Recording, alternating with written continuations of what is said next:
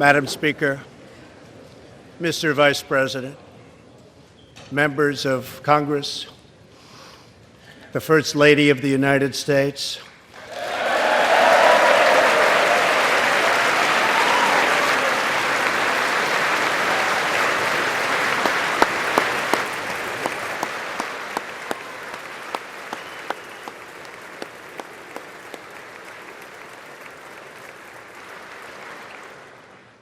and my fellow Americans. We meet tonight at a moment of unlimited potential. As we begin a new Congress, I stand here ready to work with you to achieve historic breakthroughs for all Americans. Millions of our fellow citizens are watching us now gathered in this great chamber, hoping that we will govern not as two parties, but as one nation.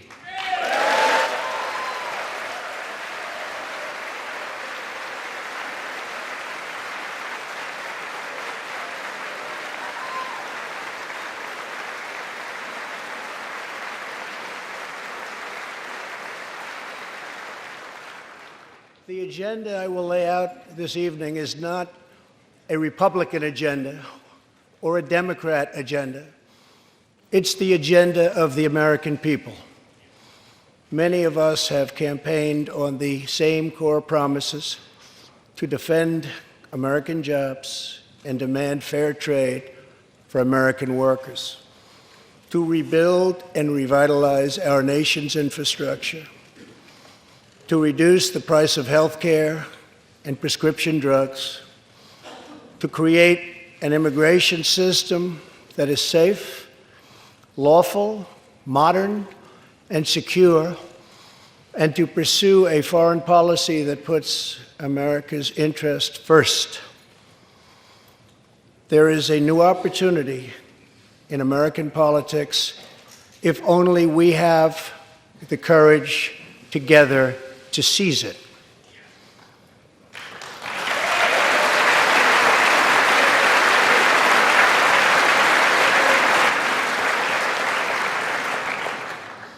Victory is not winning for our party. Victory is winning for our country.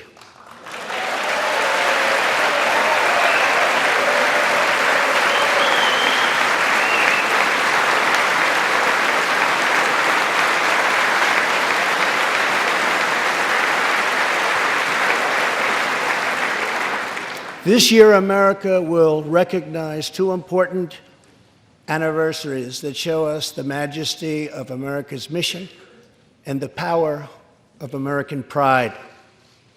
In June, we mark 75 years since the start of what General Dwight D. Eisenhower called the Great Crusade, the Allied liberation of Europe in World War II.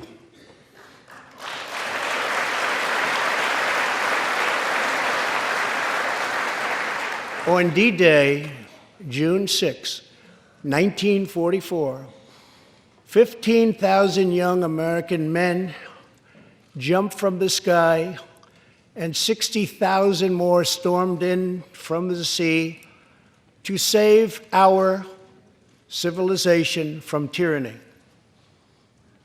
Here with us tonight are three of those incredible heroes: Private First Class Joseph Riley, Staff Sergeant Irving Locker, and Sergeant Herman Zaitchik. Please.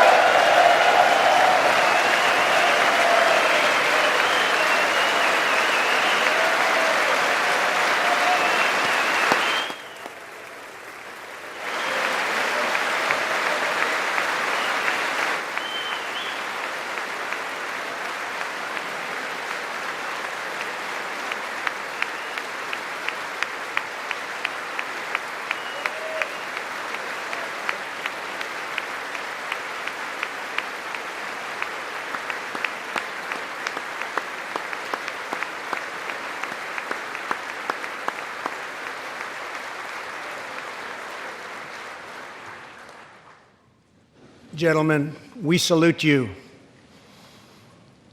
In 2019, we also celebrate 50 years since brave young pilots flew 250,000 miles through space to plant the American flag on the face of the moon. Half a century later, we are joined by one of the Apollo 11 astronauts who planted that flag, Buzz Aldrin.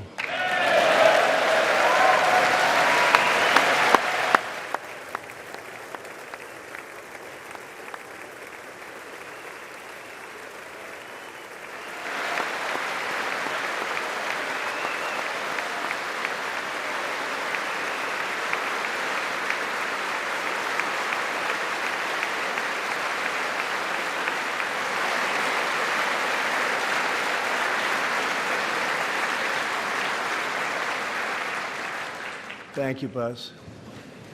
This year, American astronauts will go back to space on American rockets.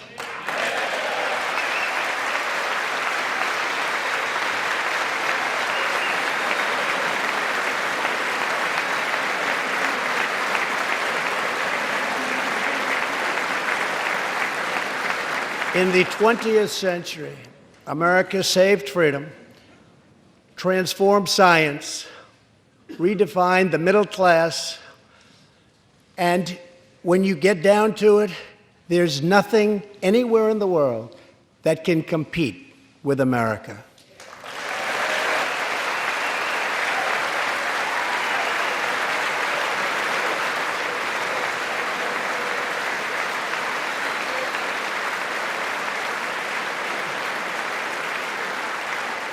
Now we must step boldly and bravely into the next chapter of this great American adventure. And we must create a new standard of living for the 21st century. An amazing quality of life for all of our citizens is within reach. We can make our community safer, our families stronger, our culture richer, our faith deeper, and our middle class bigger and more prosperous than ever before.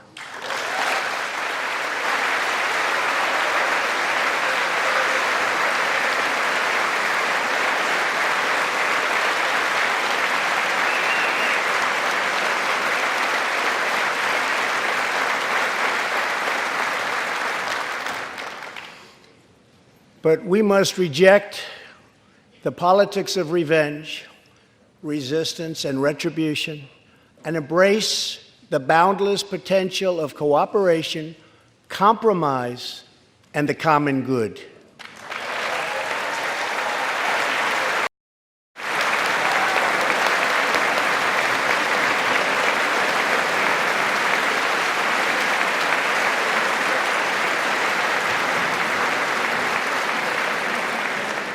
Together, we can break decades of political stalemate.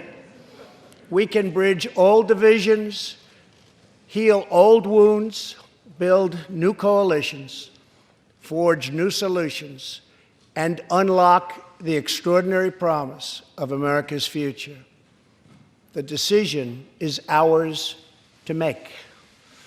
We must choose between greatness or gridlock, results or resistance, vision or vengeance, incredible progress or pointless destruction. Tonight, I ask you to choose greatness.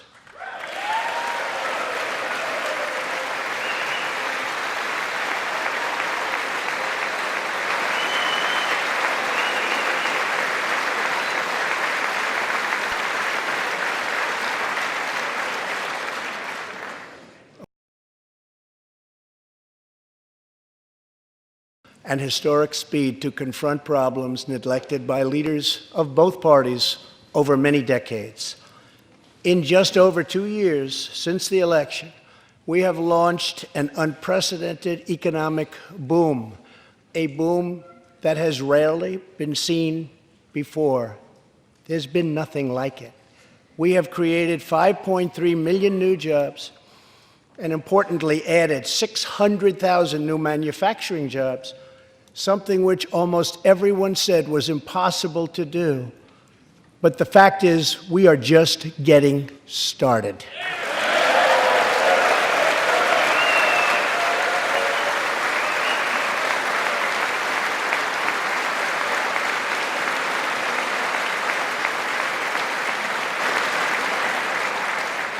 Wages are rising at the fastest pace in decades and growing for blue-collar workers who I promised to fight for.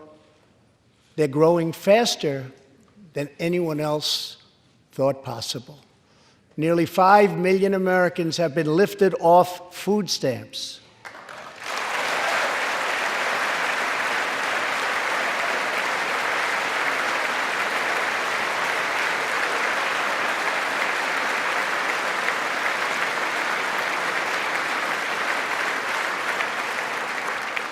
The U.S. economy is growing almost twice as fast today as when I took office, and we are considered far and away the hottest economy anywhere in the world, not even close.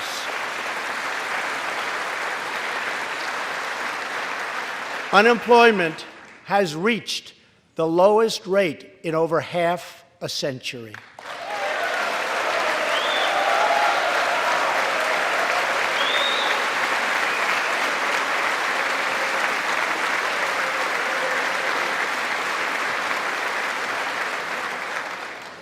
African American, Hispanic American, and Asian American unemployment have all reached their lowest levels ever recorded.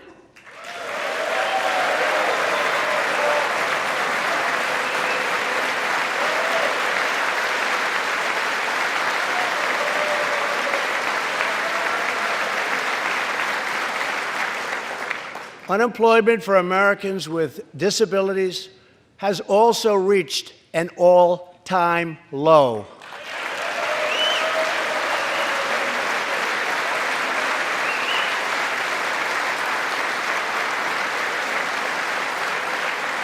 More people are working now than at any time in the history of our country. 157 million people at work.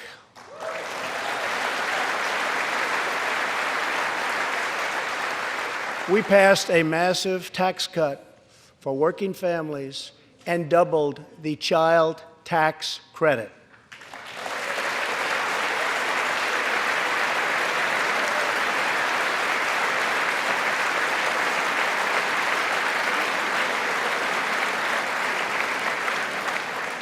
We virtually ended the estate tax, or death tax, as it is often called, on small businesses, for ranches, and also for family farms.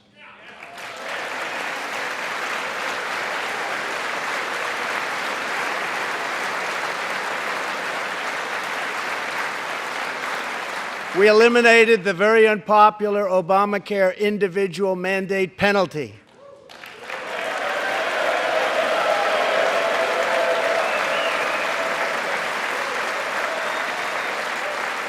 And to give critically ill patients access to life-saving cures, we passed, very importantly, right to try.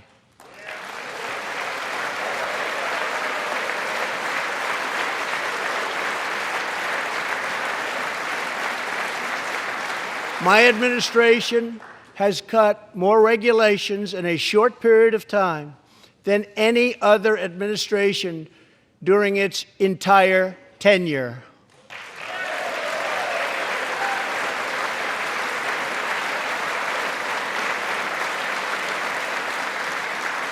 Companies are coming back to our country in large numbers, thanks to our historic reductions in taxes and regulations.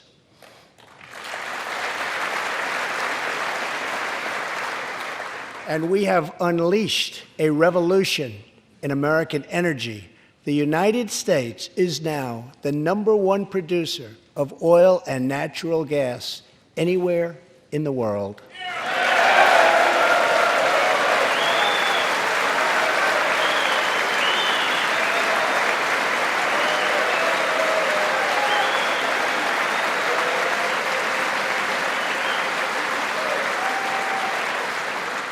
And now, for the first time in 65 years, we are a net exporter of energy.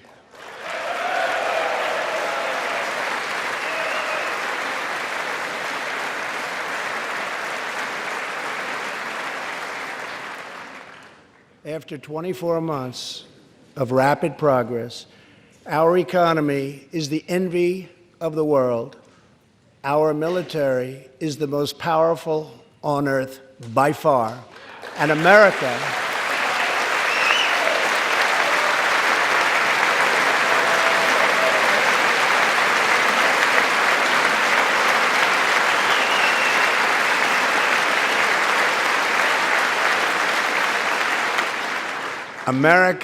is again winning each and every day.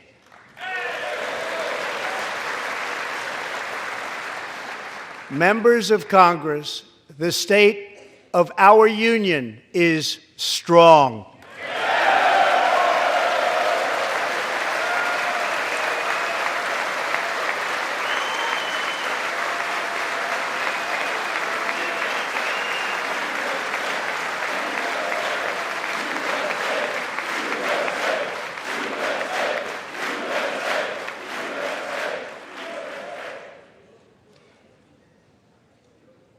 That sounds so good.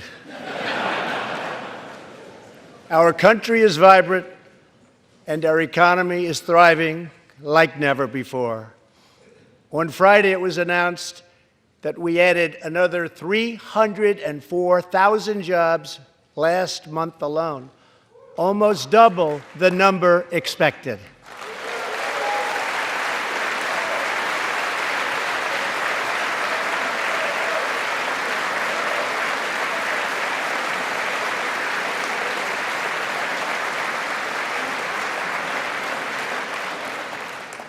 An economic miracle is taking place in the United States, and the only thing that can stop it are foolish wars, politics, or ridiculous partisan investigations.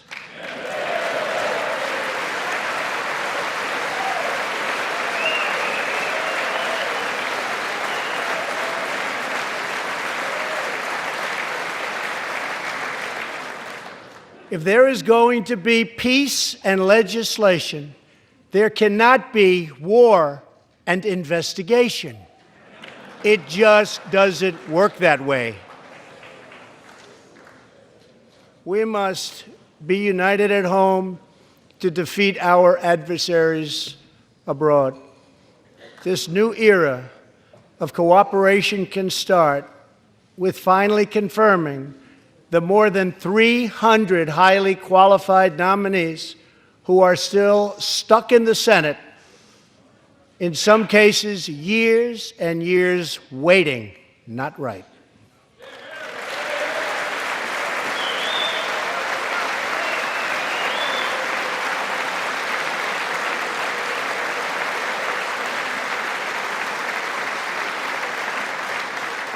The Senate has failed to act on these nominations, which is unfair to the nominees and very unfair to our country. Now is the time for bipartisan action. Believe it or not, we have already proven that that's possible. In the last Congress, both parties came together to pass unprecedented legislation to confront the opioid crisis, a sweeping new farm bill, historic VA reforms, and after 4 decades of rejection, we passed VA accountability so that we can finally terminate those who mistreat our wonderful veterans.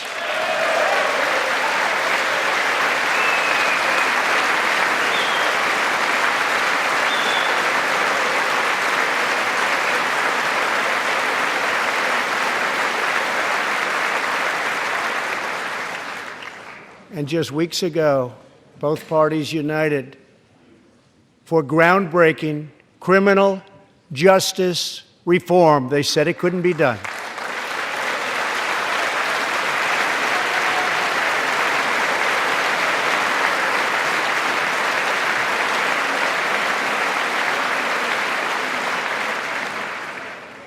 Last year, I heard through friends the story of Alice Johnson.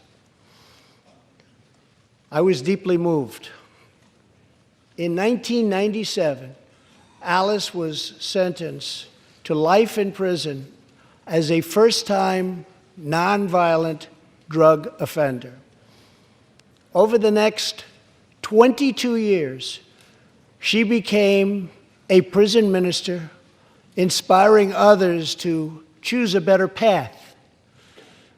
She had a big impact on that prison population and far beyond. Alice's story underscores the disparities and unfairness that can exist in criminal sentencing and the need to remedy this total injustice. She served almost that 22 years and had expected to be in prison for the remainder of her life. In June, I commuted Alice's sentence. When I saw Alice's beautiful family greet her at the prison gates, hugging and kissing and crying and laughing, I knew I did something right. Alice is with us tonight, and she is a terrific woman. Terrific. Alice, please.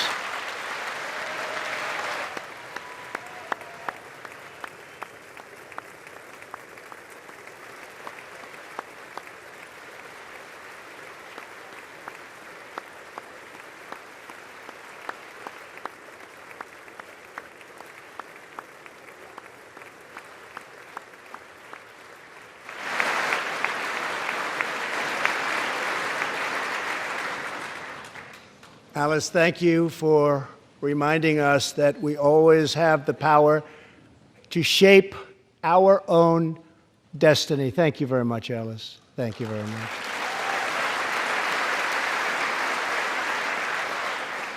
Inspired by stories like Alice's, my administration worked closely with members of both parties to sign the First Step Act into law. Big deal. It's a big deal.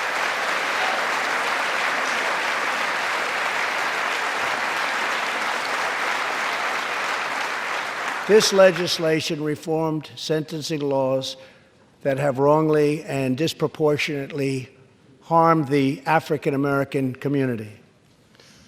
The First Step Act gives nonviolent offenders the chance to re-enter society as productive, law-abiding citizens. Now, states across the country are following our lead. America is a nation that believes in redemption. We are also joined tonight by Matthew Charles from Tennessee. In 1996, at the age of 30, Matthew was sentenced to 35 years for selling drugs and related offenses. Over the next 2 decades, he completed more than 30 Bible studies, became a law clerk, and mentored many of his fellow inmates. Now Matthew is the very first person to be released from prison under the First Step Act.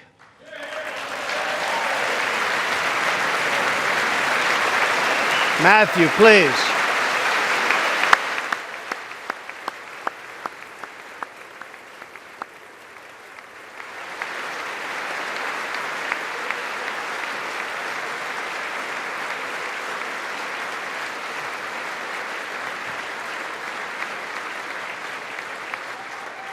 Thank you, Matthew. Welcome home.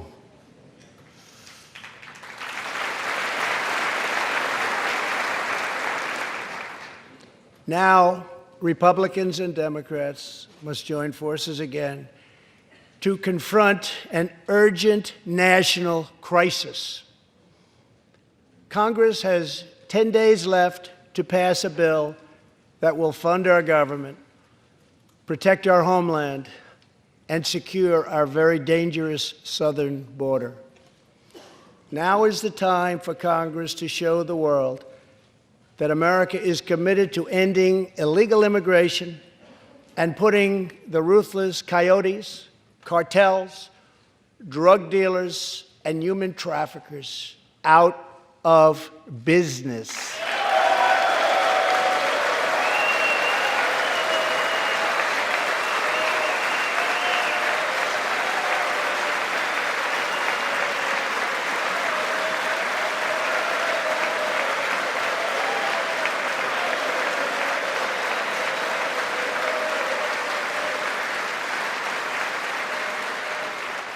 As we speak, large, organized caravans are on the march to the United States.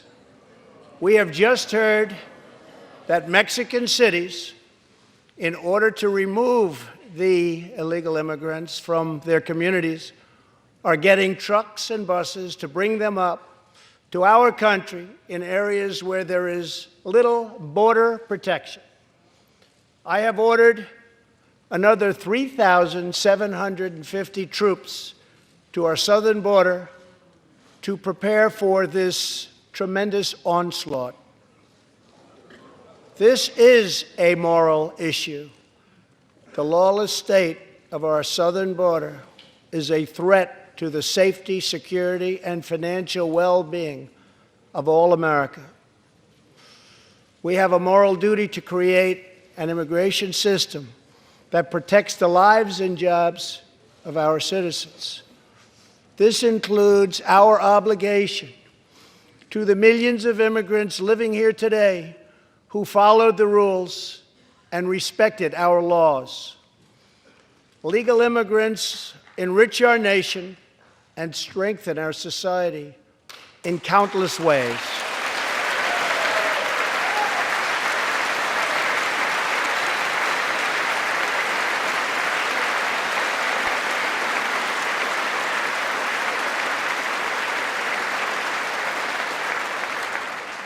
I want people to come into our country in the largest numbers ever, but they have to come in legally.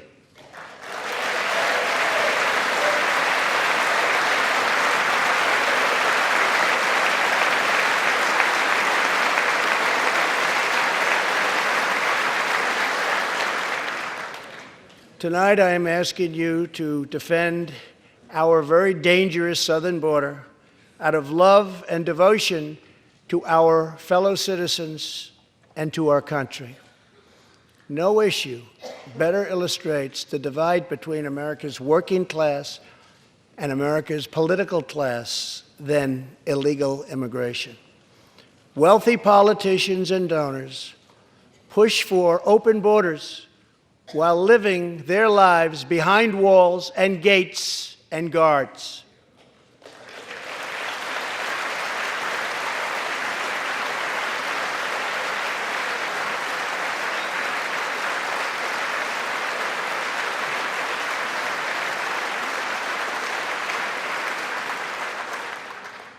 Meanwhile, working-class Americans are left to pay the price for mass illegal immigration.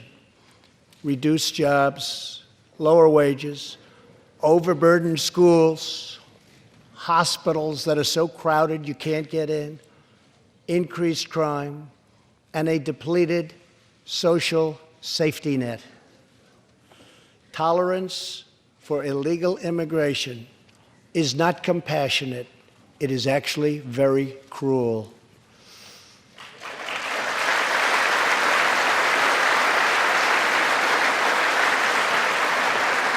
One in 3 women is sexually assaulted on the long journey north.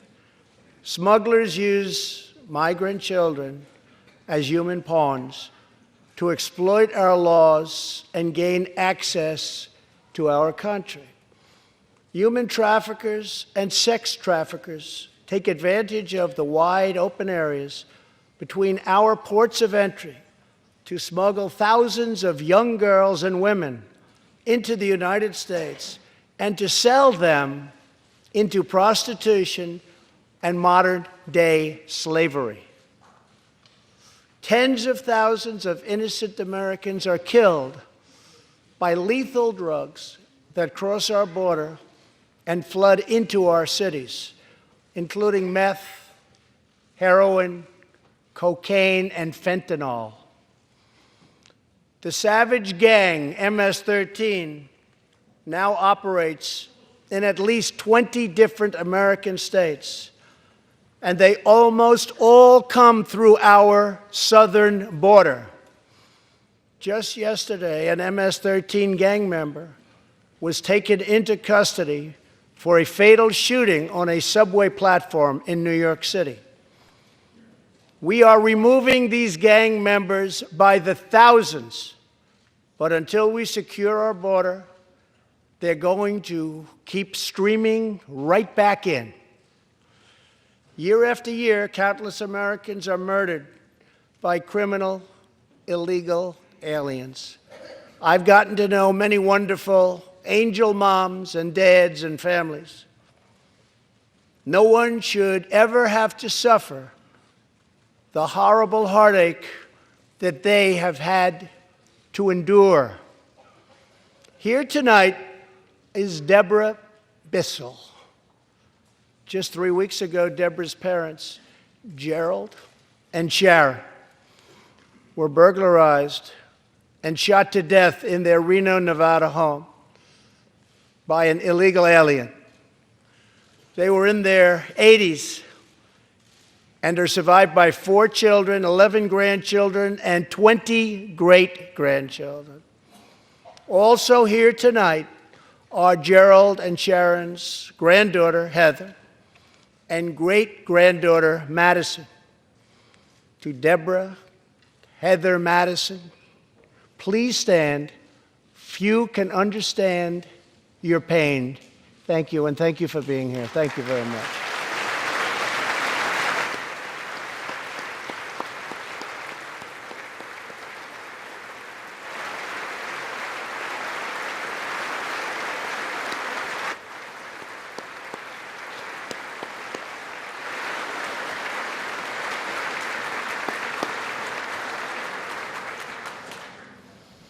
I will never forget, and I will fight for the memory of Gerald and Sharon, that it should never happen again. Not one more American life should be lost because our nation failed to control its very dangerous border.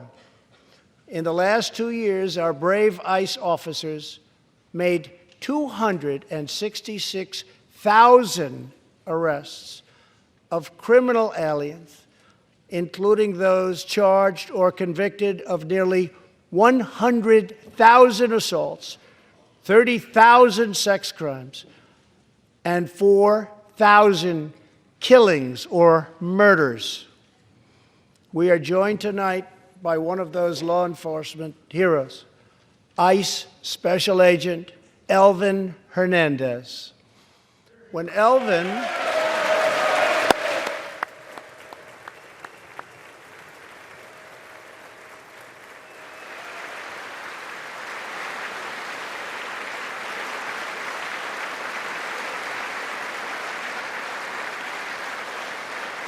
Thank you. When Elvin was a boy, he and his family legally immigrated to the United States from the Dominican Republic. At the age of 8, Elvin told his dad he wanted to become a special agent. Today, he leads investigations into the scourge of international sex trafficking. Elvin says that if I can make sure these young girls get their justice, I've really done my job. Thanks to his work and that of his incredible colleagues, more than 300 women and girls have been rescued from the horror of this terrible situation. And more than 1,500 sadistic traffickers have been put behind bars.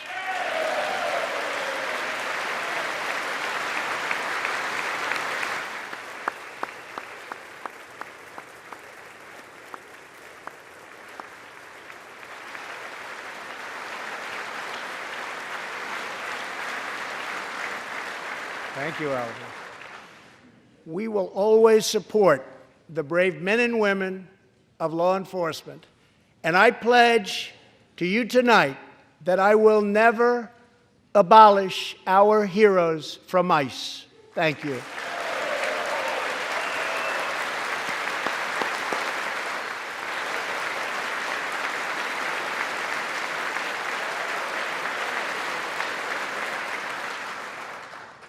My administration has sent to Congress a common-sense proposal to end the crisis on the southern border. It includes humanitarian assistance, more law enforcement, drug detection at our ports, closing loopholes that enable child smuggling, and plans for a new physical barrier or wall to secure the vast areas between our ports of entry. In the past, most of the people in this room voted for a wall, but the proper wall never got built. I will get it built.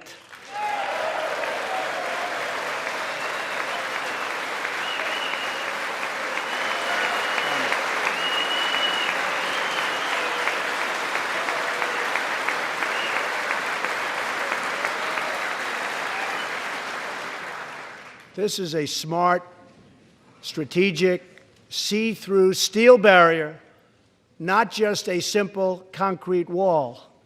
It will be deployed in the areas identified by the border agents as having the greatest need, and these agents will tell you where walls go up, illegal crossings go way, way down.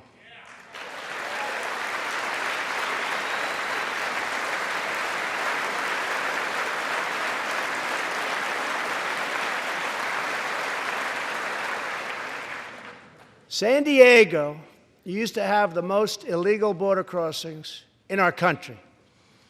In response, a strong security wall was put in place. This powerful barrier almost completely ended illegal crossings. The border city of El Paso, Texas, used to have extremely high rates of violent crime, one of the highest in the entire country, and most dangerous cities. Now, immediately upon its building, with a powerful barrier in place, El Paso is one of the safest cities in our country. Simply put, walls work and walls save lives.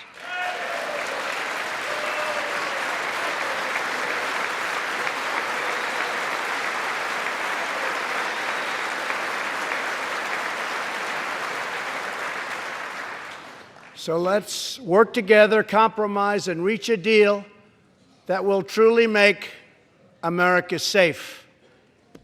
As we work to defend our people's safety, we must also ensure our economic resurgence continues at a rapid pace. No one has benefited more from our thriving economy than women, who have filled 58% of the newly created jobs last year.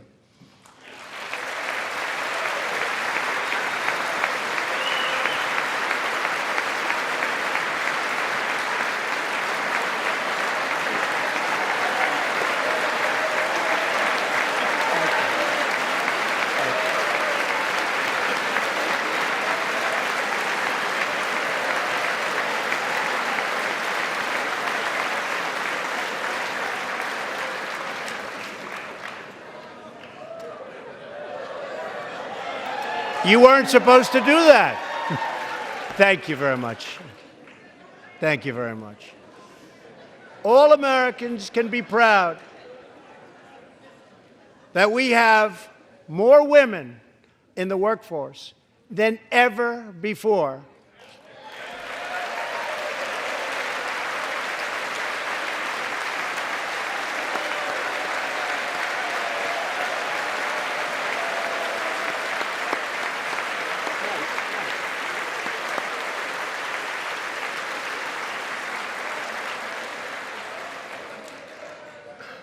Don't sit yet. You're going to like this.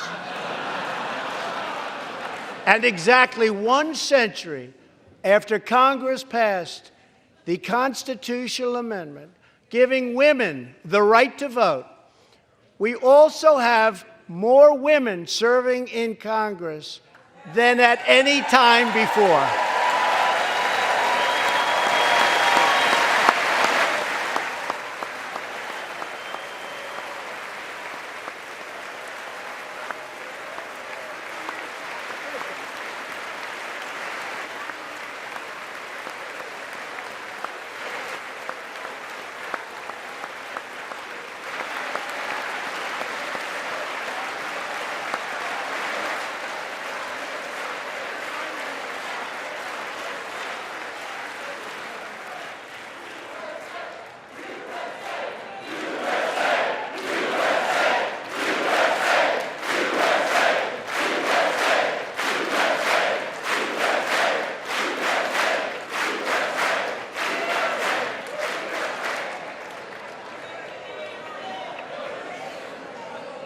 That's great. Really great. And congratulations. That's great. As part of our commitment to improving opportunity for women everywhere, this Thursday, we are launching the first ever government-wide initiative focused on economic empowerment for women in developing countries. To build on, thank you. To build on our incredible economic success, one priority is paramount: reversing decades of calamitous trade policies. So bad. We are now making it clear to China that after years of targeting our industries and stealing our intellectual property, the theft of American jobs and wealth has come to an end.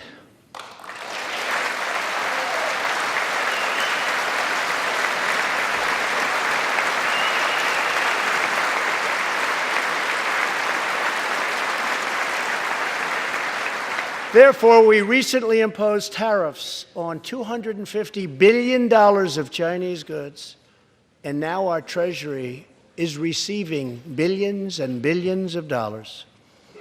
But I don't blame China for taking advantage of us. I blame our leaders and representatives for allowing this travesty to happen. I have great respect for President Xi, and we are now working on a new trade deal with China.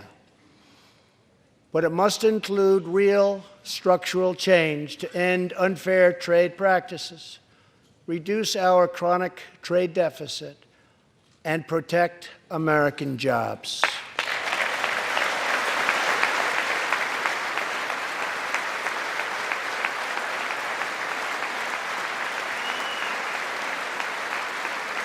Thank you. Another historic trade blunder was the catastrophe known as NAFTA. Of Michigan, Ohio, Pennsylvania, Indiana, New Hampshire, and many other states whose dreams were shattered by the signing of NAFTA. For years, politicians promised them they would renegotiate for a better deal, but no one ever tried until now. Our new U.S.-Mexico-Canada agreement, the USMCA, will replace NAFTA and deliver for American workers like they haven't had delivered to for a long time. I hope you can pass the USMCA into law so that we can bring back our manufacturing jobs in even greater numbers, expand American agriculture, protect intellectual property, and ensure that more cars are proudly stamped with our 4 beautiful words: Made in the USA.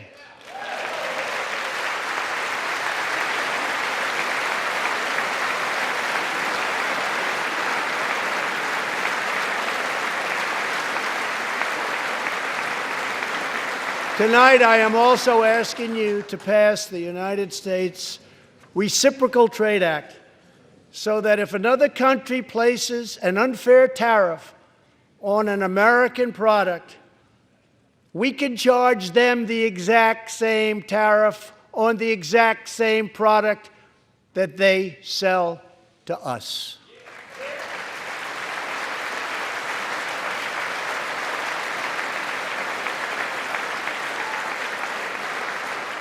Both parties should be able to unite for a great rebuilding of America's crumbling infrastructure.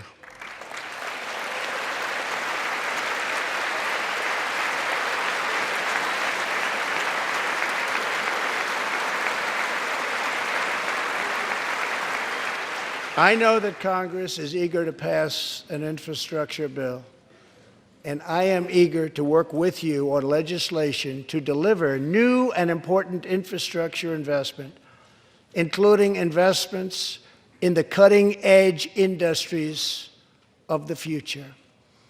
This is not an option. This is a necessity. The next major priority for me and for all of us should be to lower the cost of health care and prescription drugs, and to protect patients with pre-existing conditions.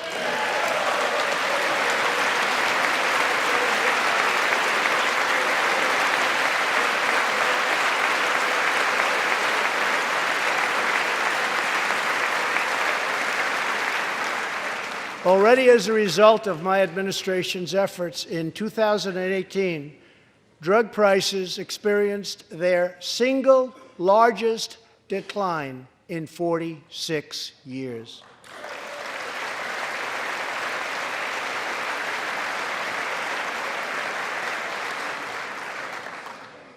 But we must do more. It's unacceptable that Americans pay vastly more than people in other countries for the exact same drugs, often made in the exact same place. This is wrong, this is unfair, and together we will stop it, and we'll stop it fast.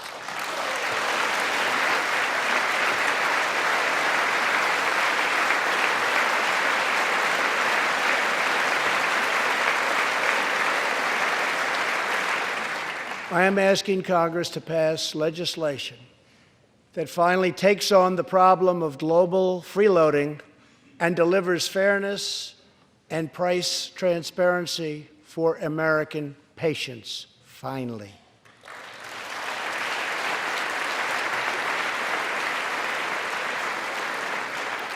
We should also require drug companies, insurance companies, and hospitals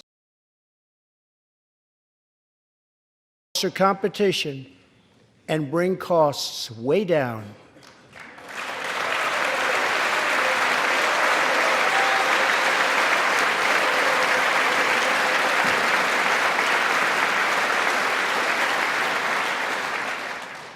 No force in history has done more to advance the human condition than American freedom.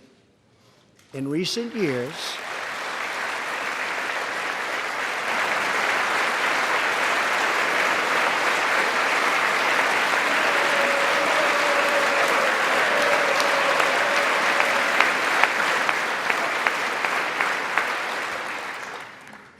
years, we have made remarkable progress in the fight against HIV and AIDS. Scientific breakthroughs, dream within reach. My budget will ask Democrats and Republicans to make the needed commitment to eliminate the HIV epidemic in the United States within 10 years. We have made incredible strides, incredible.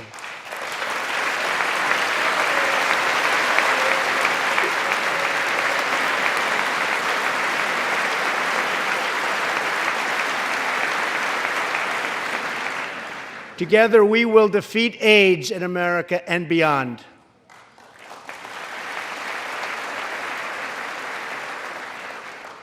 Tonight, I am also asking you to join me in another fight that all Americans can get behind, the fight against childhood cancer.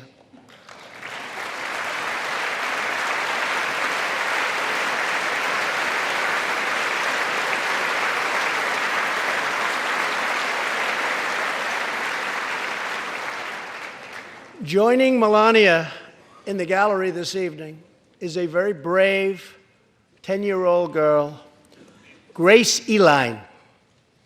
Every birthday,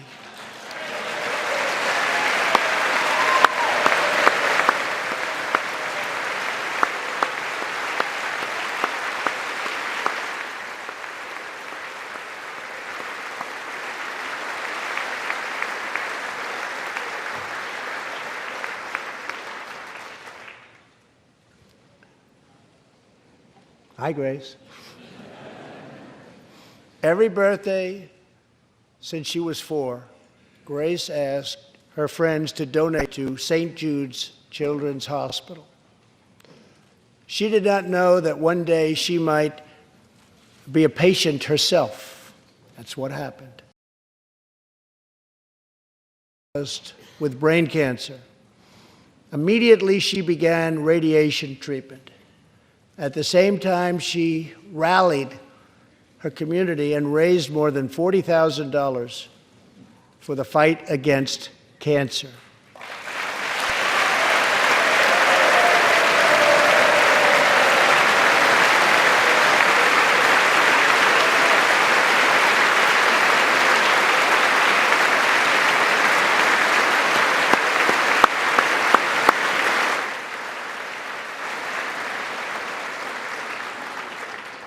When Grace completed treatment last fall, her doctors and nurses cheered.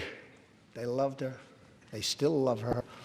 With tears in their eyes as she hung up a poster that read, "Last day of chemo."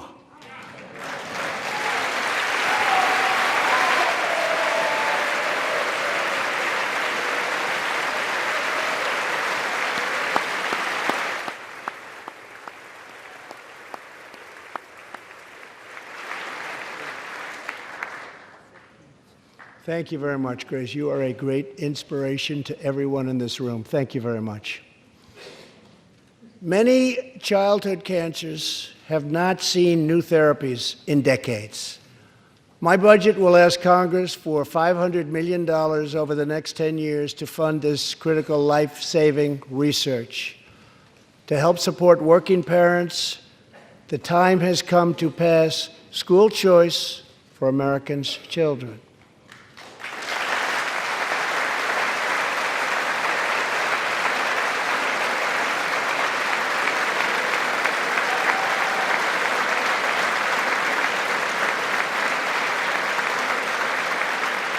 I am also proud to be the first president to include in my budget a plan for nationwide paid family leave so that every new parent has the chance to bond with their newborn child.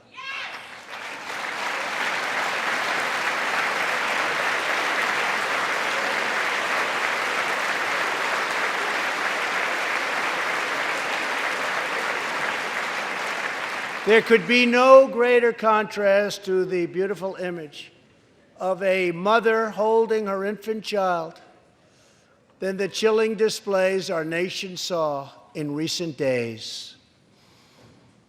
Lawmakers in New York cheered with delight upon the passage of legislation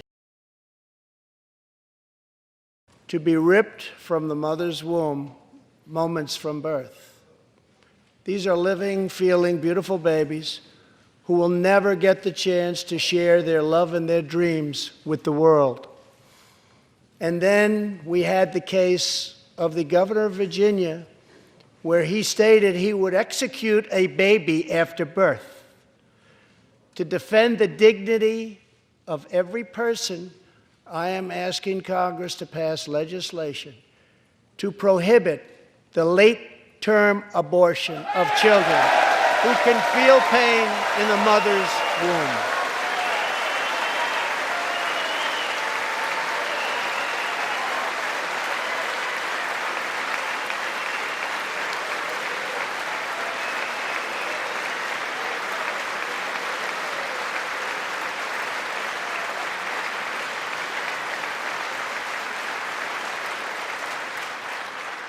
Let us work together to build a culture that cherishes innocent life.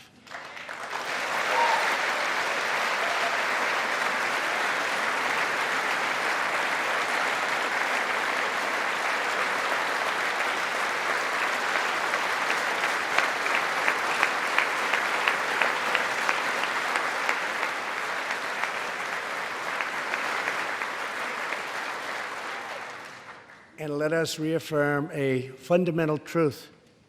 All children, born and unborn, are made in the holy image of God.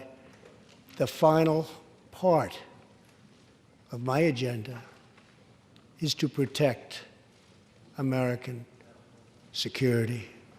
Over the last 2 years, we have begun to fully rebuild the United States military with $700 billion last year and $716 billion this year. We are also getting other nations to pay their fair share. Finally.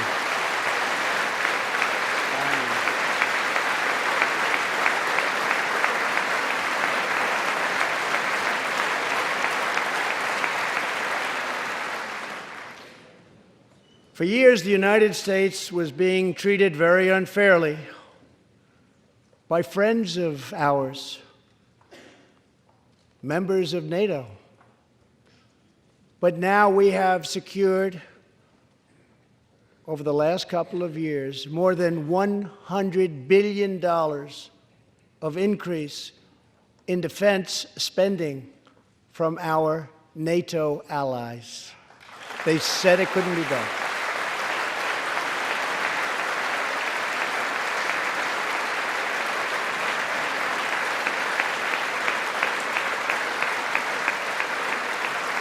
As part of our military buildup, the United States is developing a state-of-the-art missile defense system.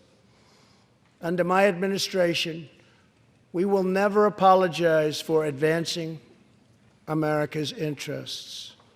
For example, decades ago, the United States entered into a treaty with Russia in which we agreed to limit and reduce our missile capability. While we followed the agreement and the rules to the letter, Russia repeatedly violated its terms. It's been going on for many years. That is why I announced that the United States is officially withdrawing from the Intermediate Range Nuclear Forces Treaty, or INF Treaty. Perhaps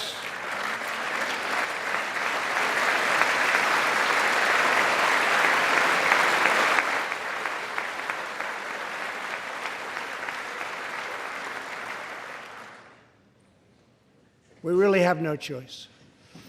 Perhaps we can negotiate a different agreement, adding China and others. Or perhaps we can't, in which case we will outspend and out-innovate all others by far.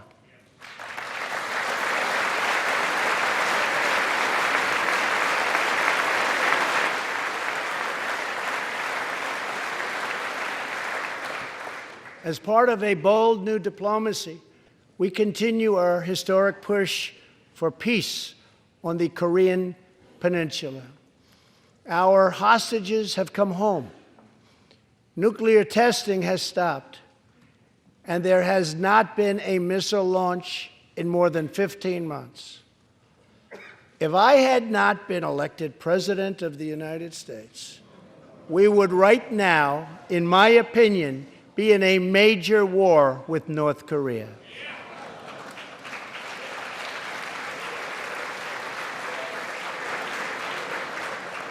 Much work remains to be done, but my relationship with Kim Jong-un is a good one. Chairman Kim and I will meet again on February 27th and 28th in Vietnam.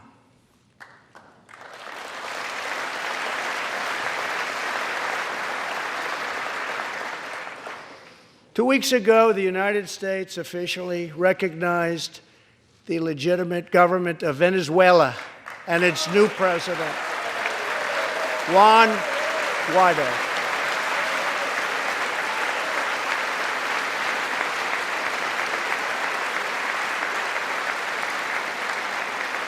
We stand with the Venezuelan people in their noble quest for freedom, and we condemn the brutality of the Maduro regime, whose socialist policies have turned that nation from being the wealthiest in South America into a state of abject poverty and despair.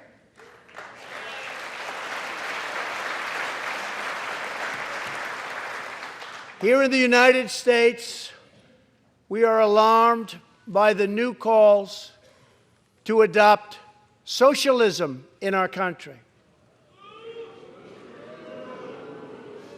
America was founded on liberty and independence, and not government coercion, domination, and control. We are born free, and we will stay free.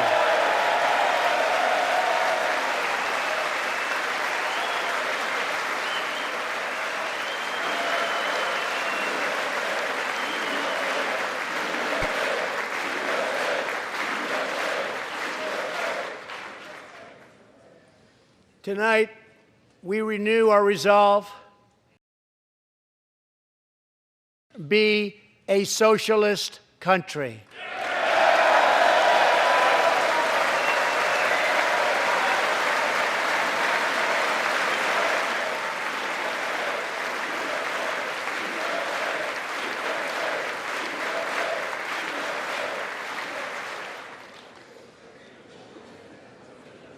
One of the most complex set of challenges we face, and have for many years, is in the Middle East.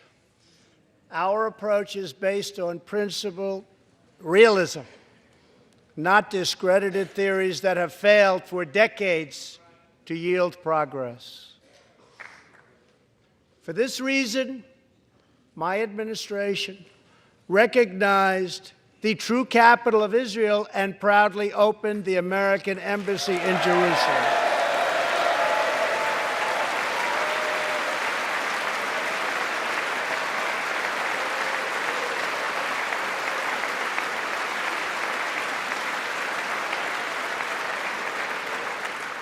Our brave troops have now been fighting in the Middle East for almost 19 years.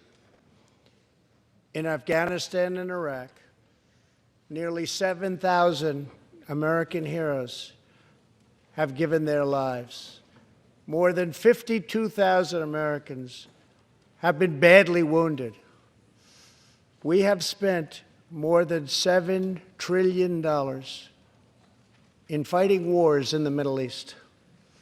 As a candidate for president, I loudly pledged a new approach. Great nations do not fight endless wars.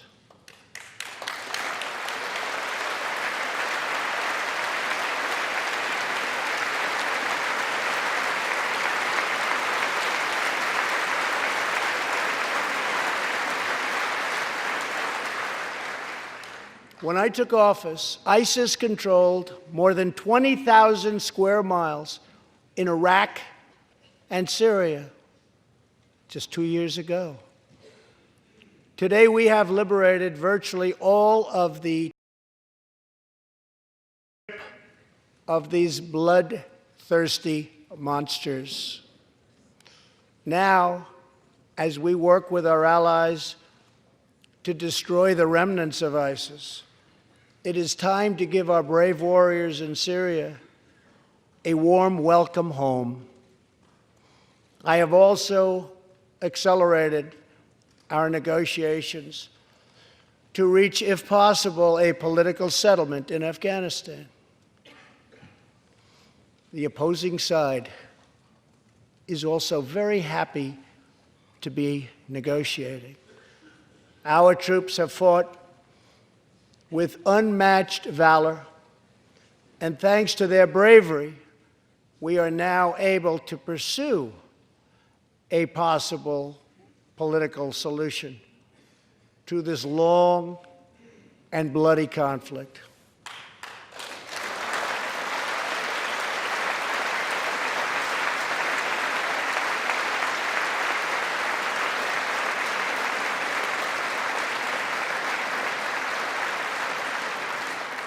In Afghanistan, my administration is holding constructive talks with a number of Afghan groups, including the Taliban. As we make progress in these negotiations, we will be able to reduce our troops' presence and focus on counterterrorism, and we will indeed focus on counterterrorism. We do not know whether we'll achieve an agreement, but we do know that after 2 decades of war, the hour has come to at least try for peace, and the other side would like to do the same thing. It's time.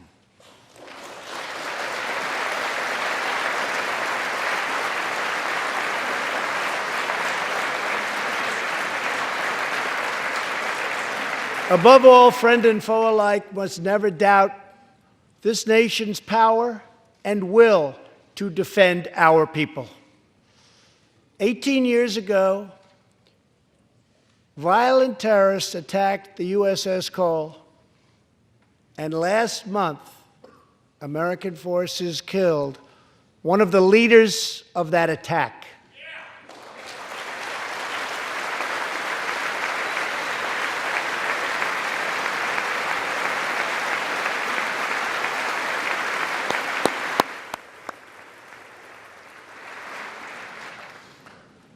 We are honored to be joined tonight by Tom Wibberley, whose son, Navy seaman Craig Wibberley, was one of the 17 sailors we tragically lost. Tom, we vow to always remember the heroes of the USS Cole. Thank you, Tom.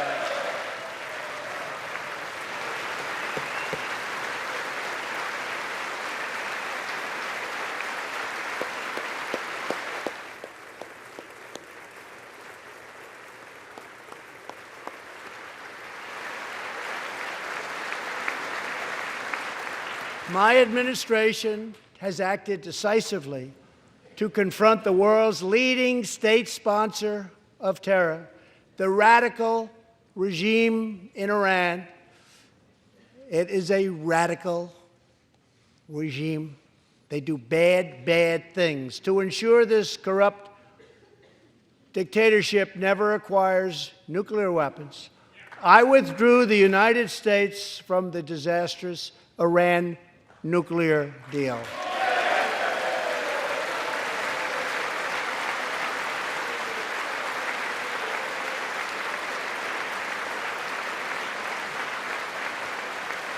And last fall, we put in place the toughest sanctions ever imposed by us on a country.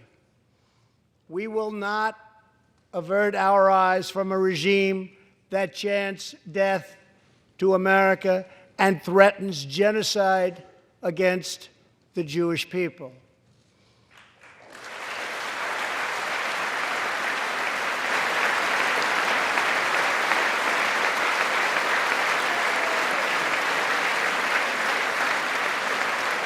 We must never ignore the vile poison of anti-Semitism or those who spread its venomous creed. With one voice, we must confront this hatred anywhere and everywhere it occurs. Just months ago, 11 Jewish Americans were viciously murdered in an anti-Semitic attack on the Tree of Life Synagogue in Pittsburgh. SWAT officer Timothy Matson raced into the gunfire and was shot 7 times chasing down the killer, and he was very successful.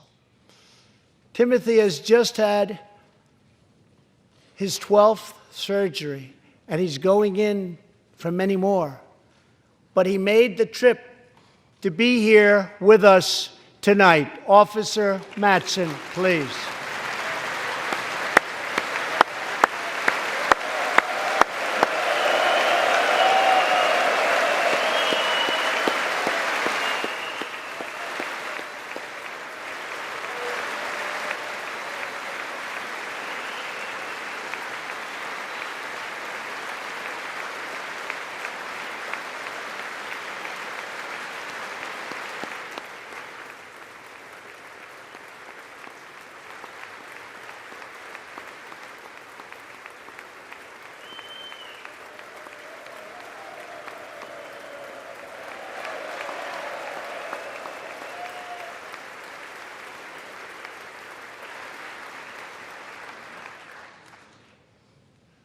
Thank you. We are forever grateful. Thank you very much. Tonight, we are also joined by Pittsburgh survivor, Judah Samet. He arrived at the synagogue as the massacre began. But not only did Judah narrowly escape death last fall, more than 7 decades ago, he narrowly survived the Nazi concentration camps. Today is Judah's 81st birthday.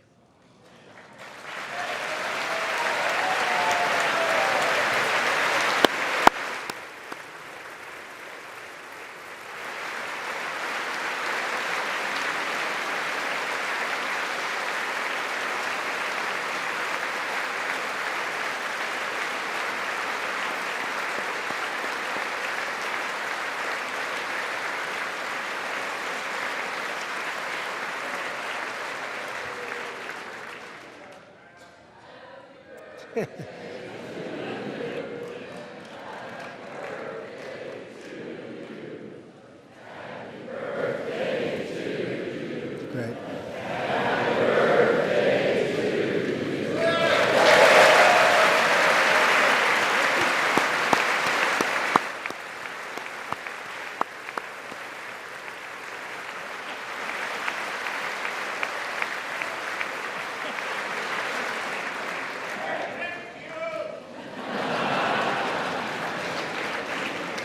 They wouldn't do that for me, Judah. Judah says he can still remember the exact moment nearly 75 years ago, after 10 months in a concentration camp, when he and his family were put on a train and told they were going to another camp. Suddenly, the train screeched to a very strong halt. A soldier appeared. Judah's family braced for the absolute worst. Then his father cried out with joy, "It's the Americans! It's the Americans!"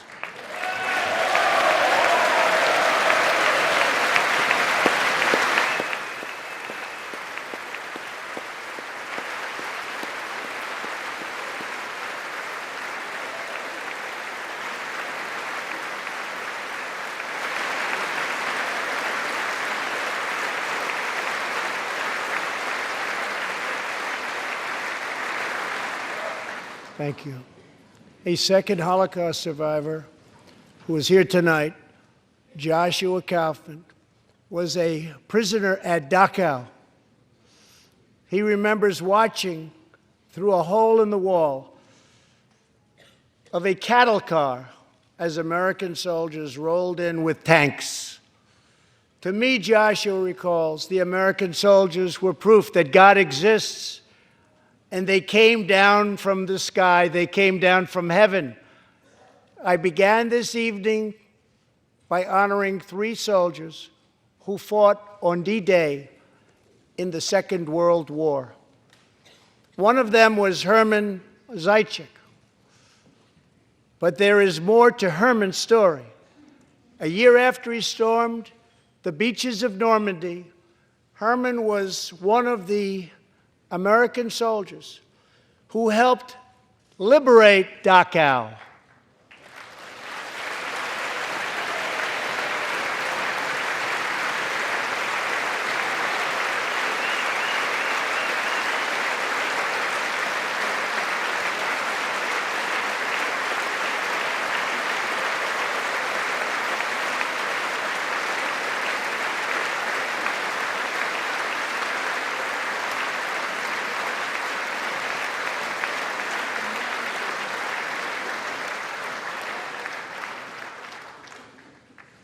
He was one of the Americans who helped rescue Joshua from that hell on earth.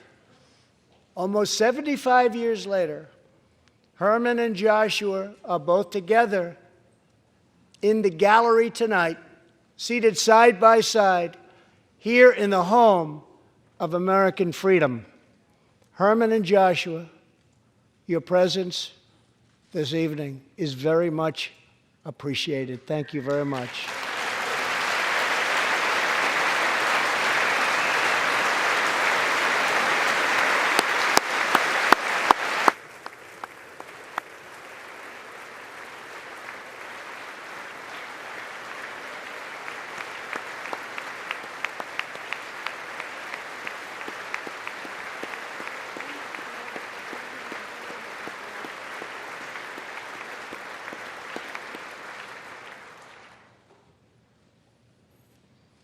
Thank you.